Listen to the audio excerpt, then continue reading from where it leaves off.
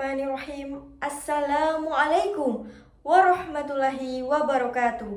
Innal hamdalillah nahmaduhu wa nasta'inuhu wa nastaghfiruhu wa na'udzu billahi min sururi anfusina wa min sayyiati a'malina.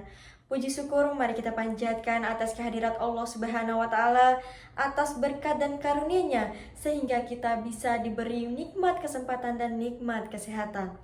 Salawat serta salam senantiasa tercurahkan kepada junjungan kita Nabi besar Nabi Muhammad Sallallahu Alaihi Wasallam. Hadirin yang dirahmati oleh Allah Subhanahu Wa Taala, setiap bulan Ramadan kita sering mendengar anjuran untuk memperbanyak amalan sedekah. Namun, mari kita renungkan satu pertanyaan logis. Kenapa kita harus memberi di saat harga barang kebutuhan pokok makin naik? Kenapa kita harus memberi di saat sedang pengeluaran justru bertambah di bulan ini? Secara logika dunia, harta milik kita adalah apa yang ada di dompet dan di rekening.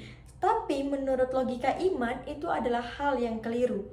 Rasulullah Shallallahu Alaihi Wasallam bertanya kepada para sahabat, siapa di antara kalian yang paling mencintai harta warisnya lebih dari harta miliknya sendiri?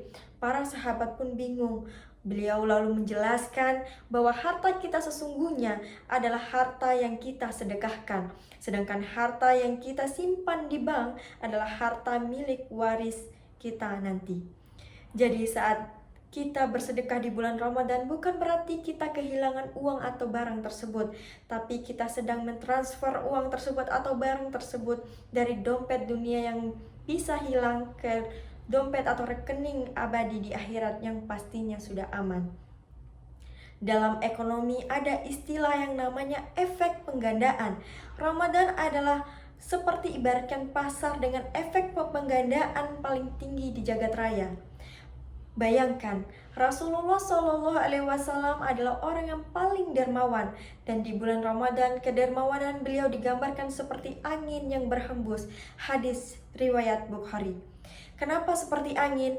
Karena angin itu cepat menyentuh siapa saja dan memberi kesejukan bagi semua orang. Beliau tahu di bulan ini pahala amalan sunnah dihitung sebagai amalan wajib. Sedekah satu butir kurma untuk satu orang untuk berbuka puasa, pahalanya sama dengan pahala orang yang berpuasa tersebut. Secara logika, ini adalah investasi dengan keuntungan 100% tanpa modal tambahan. Hadirin yang dirahmati oleh Allah Subhanahu wa taala, mari kita jujur kepada diri kita sendiri. Apakah puasa kita hari ini sudah sempurna? Mungkin tadi kita sempat mengeluh, mungkin mata kita tidak sengaja melihat yang tidak baik, atau lisan kita yang sering tergelincir. Sedekah di bulan Ramadan berfungsi seperti deterjen. Ia membersihkan noda-noda kecil dalam ibadah puasa kita, agar saat Idul Fitri nanti kita benar-benar kembali dalam keadaan suci.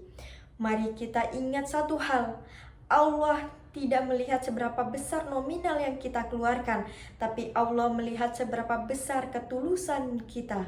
Jangan menunggu kaya untuk bersedekah, karena sedekah itu adalah yang membukakan pintu kekayaan dan keberkahan bagi kita.